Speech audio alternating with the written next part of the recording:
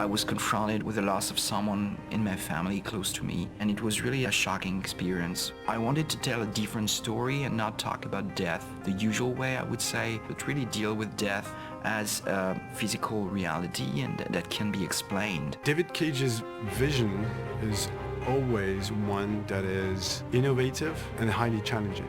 So each time we start out on a project, we see those giant mountains in front of us and think, oh my God, how are we going to do that?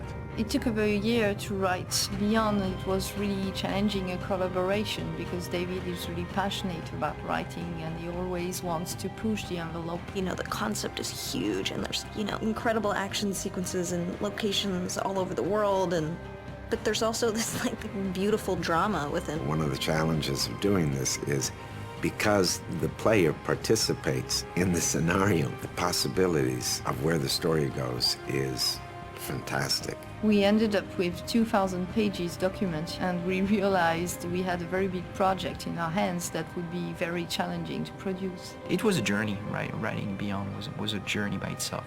I like being around interesting people that are really innovators and are passionate about what they're doing. And I had that sense in how they approached me and what I saw in the design and how they were talking about how they wanted to shoot. It was strange because it felt so foreign to me, because it sort of felt like jumping off a cliff a little bit. Maybe that's just what I did. I just sort of jumped, I guess. It was exciting. You know, it was exciting in the sense that it was unusual for me. Everything was so unusual. I'm a true gamer. When I got the call and I was going to meet David, I was beside myself. When a project is someone's baby and they put so much time and so much heart into it, you really see it. And this is such a developed story, and this is going to make you feel and have emotion and go through a journey. So it's something I really want to get into. I think that's the other thing that's so exciting about this game is this female protagonist, not a female protagonist who's like, sorry guys, like has like big boobs and a tank top, you know, and is like running around with a gun. And I feel grateful that I can be involved with playing this female protagonist in this video game. It was really important amount of pages to shoot. In films, usually they shoot about 2 to 3 minutes a day. We had to shoot above 20 minutes. It's been shockingly emotional. You just don't stop. You just go and go and go and go. I've kind of really enjoyed that experience. It's been like weirdly kind of freeing. You walk by the performance capture space and it looks so tiny. And you look at that and you say, my God, all that stuff happened in that space today. When I say happened, it happened in your imagination and it happened in your intention. But it's a powerful feeling. It's so amazing that this is what I'm getting to do. I can't sleep at night. I go home and I'm just so excited that I'm coming back tomorrow. There's an aspect of motion capture that really skips to the chase and gets down to something very basic about performing. Go back to bed.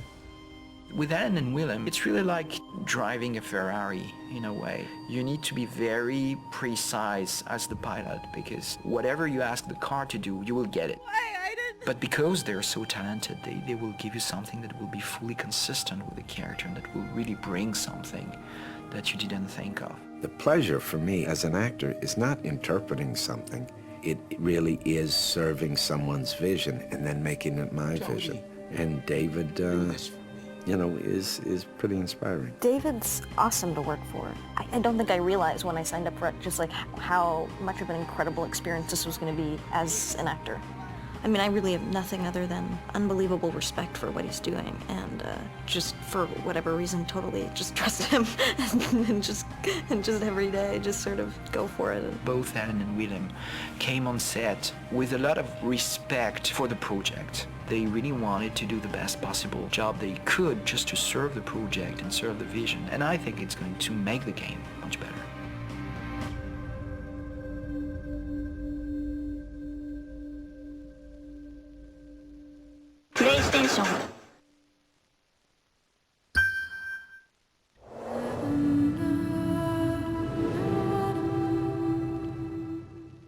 We spent an incredible amount of work on set and character design because every single detail is crucial to tell this engrossing story. The sets and characters are very diverse and the story stretches over 15 years. So the challenge for us was to achieve this diversity while keeping an organic look to it all, a visual coherence that makes everything fit together. So we start with a script. It's a really huge Bible describing all the location, the characters, and action sequence. We've done some mood boards. It's a kind of mix between many references. It could be picture, drawing, concept art. The artist's concept must give substance to ideas, and our objective is to give everyone a common document that we will share. There is a first shield that I did like this, and then I made many variations to show how it could react to effects. We grab many pictures, and after that we create what we call a pack design. A pack design is a kind of Bible linked to one sequence, one location on one main character. The 3D production is starting from this point, and we can produce internally by the Quantic Dream graphic team, but also with some outsourcing partners. On Beyond, it's quite challenging to design characters because they are based on famous actors. So as to really recognize their faces and their profiles, we use a thorough technical process with complete body scan, higher detailed scans for the face, and a photo shoot which is very precise to have all textures and skin colors of the actors. We just use the 3D scan as reference because scanning someone is not magic. We go to 3D and start building, sculpting the characters. To work on the character emotion, I really lingered over the expression, the eyes, the mouth, the same places that we look when we speak to someone. On each one of these parts, we could put the camera very close and see the pores of the skin, see that there is texture on the whites of the eyes. Our ability to provide careful attention to each detail enables the gamer to focus on emotion and on the actor performance. Nothing's gonna stop me from seeing her. We produced various effects on characters because they needed to react to all the things they go through. It means underlining their sadness with believable tears when they're in distress. They're back. They're all around me. And injuring them when they get into a fight. These elements had to be visible yet subtle in order to avoid caricature. This required close collaboration with the team in charge of lighting in order to correctly highlight these details. Tell them to leave me the fuck alone, because next time, I'll kill everyone. In scenes with bad weather, or when the character goes through natural elements like a river, we must find the right balance between what visually happens in the background, what happens to the character, and even sometimes what can be visible on the camera lens, for example, water flowing on the screen. What was unique is being able to make Jodie evolve. We can follow her through many years, since childhood.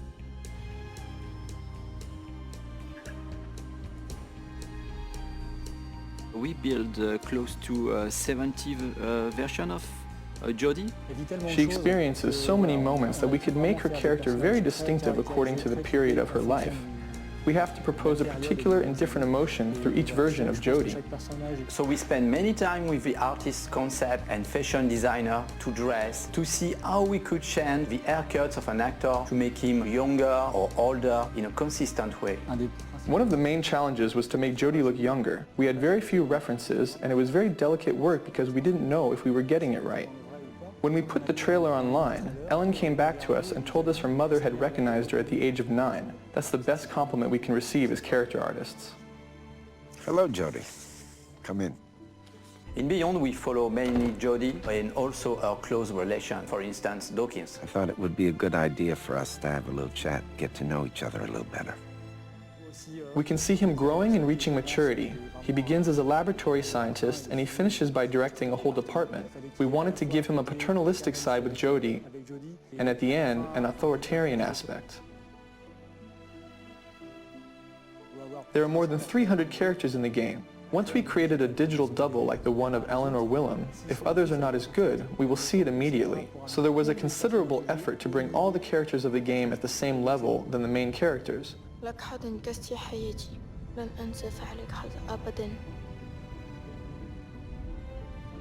The highlight of Beyond was to go through an epic journey with Jodie, spanning 80 different set pieces. It's slightly different from Heavy Rain. We have a much more huge palette of scene and environments. It could be a Navarro desert, tiny rooms, huge complex. It's hard to manage because we are talking about small and tiny rooms with a huge level of details. and also a kind of open world environments where we need to improve the same level of details. One of the biggest challenges was to create an open world that we can see in the Navajo sequence. The scenery represents about 2 square kilometers. It's been a joint effort between the vision of David, the technical restrictions, and the artistic vision. Another challenge was to build a section of a city. We did a lot of research on homeless people lived in the United States, and so we worked together to characterize each nook and cranny. I guess we pushed on both our engine and the capabilities of the PS3. We also make the sequence changing according to the weather. We moved from a sunny Navajo set to a completely snow-covered homeless set. We can find ourselves in atmospheres totally different, but inside the same sequence. We move from a daytime environment to a sunset and nighttime environment. This is the same sequence, the same street, but a totally different atmosphere. The set is rarely in the same state when we begin the sequence and we finish it. For all our effects, we relied heavily on our internally developed particle system because it allowed us to display a large number of small particles in which we could apply physics-based dynamics. Thanks to this, we've been able to have Jodie escape a collapsing, burning building, while at the same time outside there's a blizzard of about 50,000 flakes. In Beyond, we speak about Jodie, but also about our connection with an entity. It was a real challenge for us. When we go through an object, we have to foresee the interior of this object. So we had a lot of detail to let the gamer having fun and to make the world around Jodie and Aiden more consistent. In Beyond, there is an important fantasy element as well that includes creatures, entities, etc. In the beginning, we thought about something quite marine, but with an aquatic creature, it was almost too real. So we changed our idea towards something more polluting, more dark. Entities don't really have defined shapes, but however, they are very frightening. Imagining and creating the infraworld was also a great challenge. We had to think of a plausible, aesthetic way of representing what lies beyond. Souls disintegrating and taking shape again, for instance.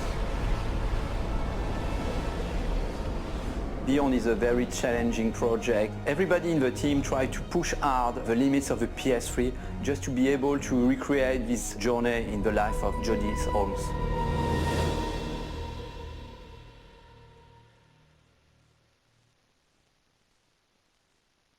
PlayStation.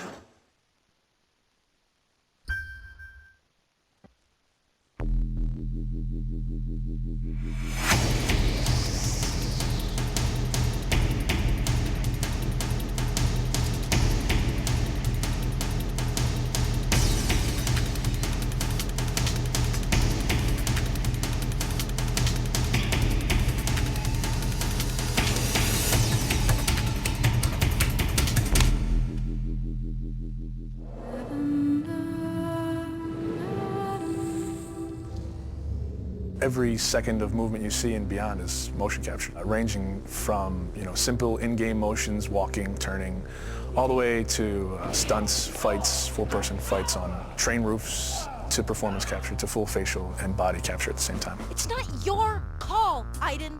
I can do what I want. It is unusual to go in and wear the suit and have these dots on your face, and it's interesting because you're kind of like limited in certain ways, but you're also way more free than when you shoot a movie. I mean, you could kind of do whatever you want. The games we make at Quantic Dream are based in reality. Everything that actually happens in real life has to happen in our game, and the only practical way to get that is to capture the real thing. We have to rebuild the world out of cardboard and tape and foam. We have to make sure it matches what's in the game, and we have to make sure that we can actually capture with it, because there are limitations to motion capture. So we have these very strange props that look really miserable, but they respect exactly the dimensions of the real set in 3D and the game, so all the contacts are fine. We can't use a car door in motion capture because it's shiny and it's really heavy. We can't see through it, so we have to build the approximate of a car door, but it has to at least have some of the real properties of a car door, because just closing a cardboard doesn't play the same as a real car door. You're in a car, and it's this ridiculous-looking thing made out of 2x4s with a, steering wheel. I'm a guy that likes to, when I'm going through a casual environment, I like to have my hands in my pocket. Well, your performance capture shoe doesn't have pockets. So we created these Velcro straps that became my pockets that I would have something to put my hands in. It's like pure imagination. Not just the fact that you're, you know, shooting a scene in a submarine. Cool! I was sure you'd love that. Or you're getting briefed about this intense mission that you're about to go on in Somalia. Jamal Sheikh Sharif. Literally, it's like being a 7-year-old with your best friend and you're pretending that the world's gonna end and the bad guys are coming and we have to jump from couch to couch and avoid the lava. I think that's also what makes it challenging, but also really incredible and like raw. Everything becomes kind of bare and essential, but also it's sort of disturbing sometimes. You know, when you're eating in a scene and say we're eating pizza, it's like a little piece of triangle cardboard that, thank God, says pizza on it, or else I would not know what it is. We built the helicopter where there is this very intense dialogue between Jodie and Clayton. So everything was on wheels and we were moving the helicopter. Because I trusted you! Performance capture, it's digital acting. The trickiest part of performance capture is the preparation. It's getting people ready to perform. Depending on how many actors you have, it takes a while to put the 90-plus markers on the face. They all have to be placed specifically for them to work right on the rig. So you have 88 dots, these beads all over your face. Not only that, but you got all these hard ball-like Velcro things all over your body as well. It's gonna pose a little bit of a challenge. I mean, All these little balls. Oh, fuck! I got like 10 bruises in my arm. Everything's very refined because they want to have a vocabulary to play with. So you try to be the material. You try to give them as much as you can. In our game, we have dozens of hours of animation. Capturing everything demanded an enormous amount of focus of the team to shoot almost every day during 1 year. And then, of course, treating all this data, bringing it to the character in the game. Jodie, where are you? Turn back. The game itself really requires emotion and subtlety, and I think there's no other way to capture all that than the way we're doing it. You know, they rely on each other. We couldn't get this performance without performance capture, and it wouldn't be worth getting unless it was from these people. It's a really great mix of technology and talent.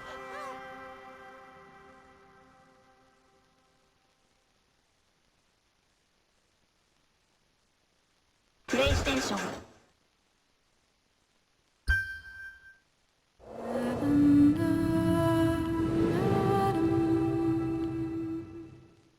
Quantic Dream has always been about creating interactive experiences that have emotion at their core. It's about telling the story of characters and giving the player the possibility through their actions to change the way the story unfolds. When I write my script, I have an idea of how I want the story to be played. So we try to render David's idea into a game and see with him if it matches what he had in mind. In case it doesn't, we go back to the writing stage and keep working until the result perfectly matches David's vision. What we try to do in Beyond is really an intuitive and immersive experience. So we created a very discrete user interface with only white dots on screen and very simple controls. Jodie, where are you? We wanted to revisit the action system and go for something that would be more invisible and more intuitive to the player. We didn't want the interface to be a barrier. We wanted the player to focus on what is doing on screen and not on how to do it. Ideally, the player will forget that he has a controller in his hand and will just jump into the screen. One of the major revolutions in Beyond is the way Jodie Holmes moves. Depending on the context, depending on your emotional state, you see the character of Jodie moving differently, walking differently, looking around differently. And most importantly, to give the player the feeling he's really in control of the character, he can do almost anything he wants to do. She can talk to other people, interact with objects, and also run, jump, shoot, drive a motorcycle, or even ride a horse. What was really challenging also is that the story goes on for 15 years of Jodie's life. When Jodie's a kid, for instance, you can do different things than when she's a teenager or an adult. Giving this much animation to a character, it's really new. It has never been done to that extent, and it really makes the character come alive like never before. We wanted to have this new mechanics with Aiden. I wanted to give this feeling of flying around and going through matter and through walls. So we started making some research on how ghosts would move or even a fish would swim underwater. We thought that using orbs is an interesting approach. It would give us this physicality that we need to interact with matter. It became really something natural to assign them to the two analog sticks and have to play with them, to focus them, or on the opposite, to split them apart. During the process of this production, we made what we call user tests. You just watch people playing and you see where they succeed, where they fail. If a player don't get it right, it's only our fault. So we work very hard to be able to correct it and give the best experience possible. After each user test, it's meeting after meeting just to find a good solution to every single issue the player may have had. I guess what we're looking for with the gameplay is really to find an interface that will allow you to play live. And we try to get closer and closer of the ideal interface where you don't think anymore, you just do it.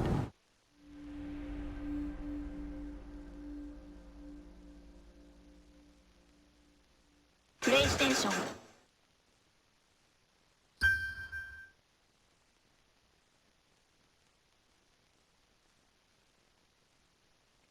長きにわたり闇に包まれ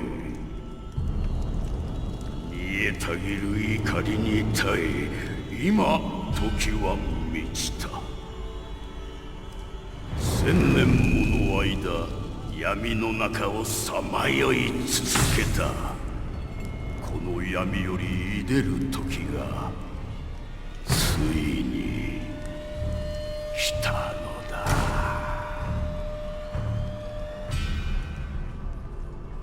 今日この闇のザタムの怒りがついに放たれる我が怒りはかの大国アラジール帝国さえも灰と化し世界は混沌と闇に包まれ恐怖と絶望で震え上がるだろう私に歯向かった愚かな者どもよその命尽きるまで我が報いを受け永遠の地獄を味わえ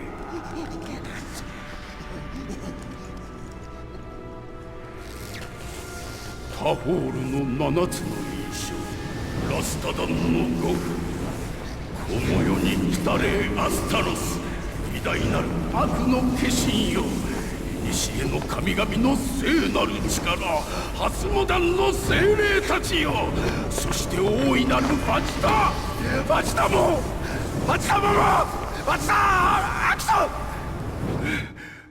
ンいっつもここが言えないんだファジタマラービーああもうここまで出かかってたのに本当だ待ってくれ本当申し訳ないいいんですもう一回撮りましょうおいあんたいい演技だったなマジでちびりそうだったぜちょっといいかな台本について聞きたいことがそう複雑なキャラクターだからしっかり理解した上で演技に落とし込みたいんだよそれでやはり彼のこの煮えたぎる怒りというのはそのナルシスト的なさっきの感じでいいですよよしみんなそれじゃあもう一回やってみようか同じところからいやモーリスだあどうもデビッドだよろしくねデビッドギャントゲームは初めてかああ地獄へようこそよしそろそろ行こうかああところで悪いんだが火の効果を弱めてもらえるかねさっきは近すぎて危なかったんだ無駄な事故は起こしたくないんでねああ伝えておきます、よしみんな静かに本番よーいアクションタホールの7つの印象ラスタダンの5符この世に来たれ地獄の冥王アスタロス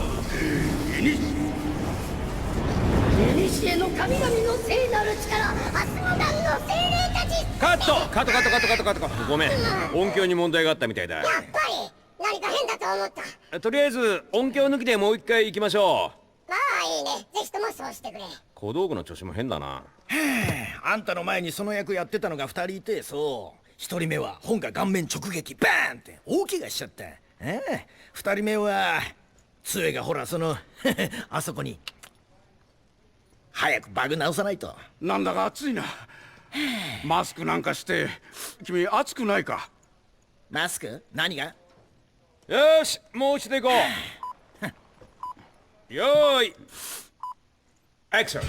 タフォールの7つの印象、ラスタダンの5符、この世に来たれ。あー、なんだこりゃ。カット。誰かプログラマー呼んでくれ。まあまあデイブ、心配すんな。前のバグの名残だ。クローンが2984体出現。誰の？俺。見ろよ、セクシーだろ、ほら。ああ、いいね。気にすんなな。電話いいか、とにかく何でもいいからこのトロールどもを消してくれ。すぐに。ちょっとゴブリンだよ。いい？トロールじゃない、ゴブリンだ。分かってねえな。前回はビール1ケースも持ってきてハメ外したけど楽しかったぜ。マジで最高。オッケー、いいぞ、消えた。ふういた方が断然盛り上がったのにな。そう言うならしょうがない。ここの連中センスがないからな。なあ、悪いがちょっと電話を借りてもいいかな？ああ、いいよ。でもあんまり使いすぎるなよ。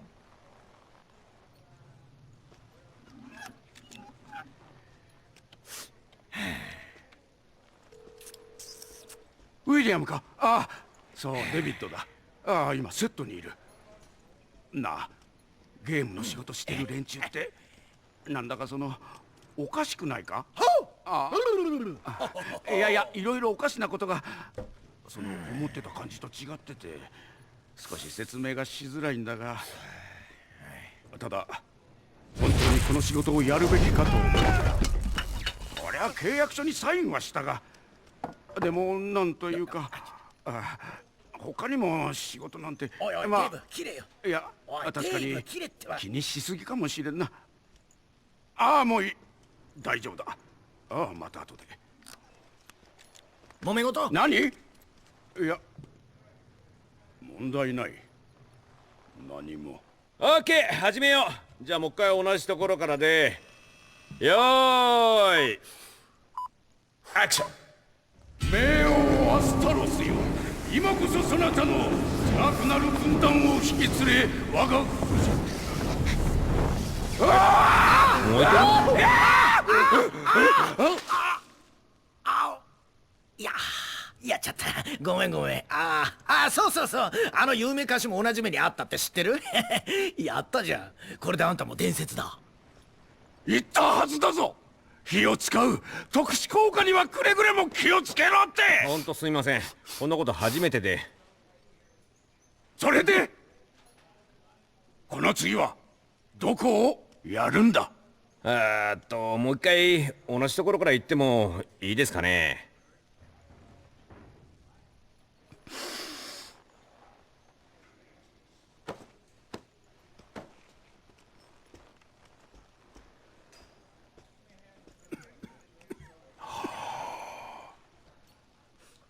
よし、やろう。オーケー、それじゃあみんな静かに。よーいアクション。偉大なアスタロス、復讐を果たす時が来た。地獄の王よ、闇から今いでよ。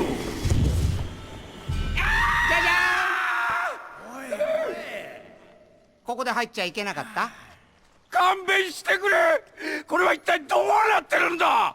悪魔さん、入るのはそこでいいんだけどさ、流れ的に地獄の門から出てきてよ。ああ、地獄の門ね。あら、もうやだ。私ってバカね。もう悪い子。じゃあもう一回やった方がいいわよね。頼む、そうしてくれ。本当にごめんなさい。通して。オッケー、もう一回呪文から全部取ろうか。準備もバッチリだし。呪文を全部？さっき取ったじゃないか。すみません、次こそ大丈夫ですよ。よしみんな、次のテイクが本番だぞ。よーいアクション。タフォールの7つの印象、ラスタダンのこの世に来たれアスタロス、偉大なる悪の化身よ。古の神々の聖なる力、ハスモダンの精霊たち、そして大いなるハチタマラービの将地空が。地獄の王よ、闇から今いでよ。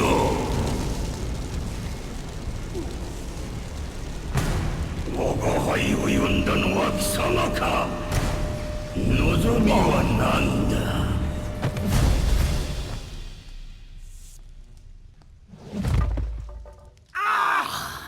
今のすっげえ痛そう。おい、火から離れて。デブ、じっとして。離れろ。お前ら私に触るんじゃない。イカれてる。お前たち全員イカれてる。もうやめてやる。私の頭がおかしくなる前にな。私は帰る。せいぜい私抜きで頑張るんだな。ちょっと待ってくださいよ、デビッドさん。あなたがいないとストーリーが。そんなこと私の知ったことか。ゲームなんてもうたくさんだ。わお。あらま。マジ？くそ、どうしよう。何かいいアイデアないか？どうしろってんだ。いいか、魔術師なしじゃストーリーも成り立たないしだろ。でも成り立ってなかったけど、正直。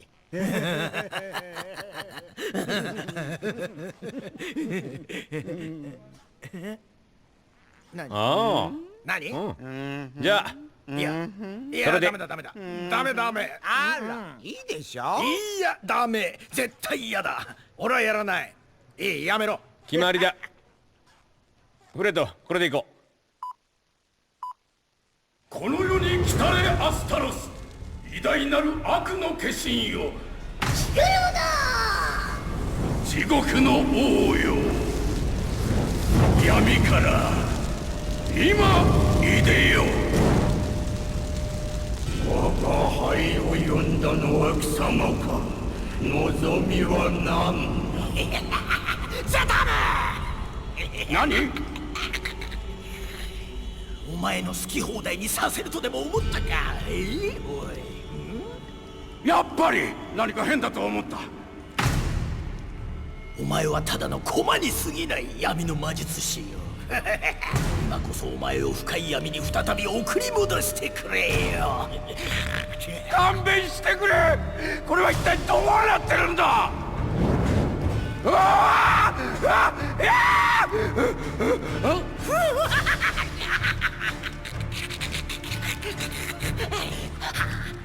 アスタロスよ、今日からお前は我がしもべになるのだ。人間どもよ、よーく見ておけ。今こそこのゴブリン様が世界を支配するのだ。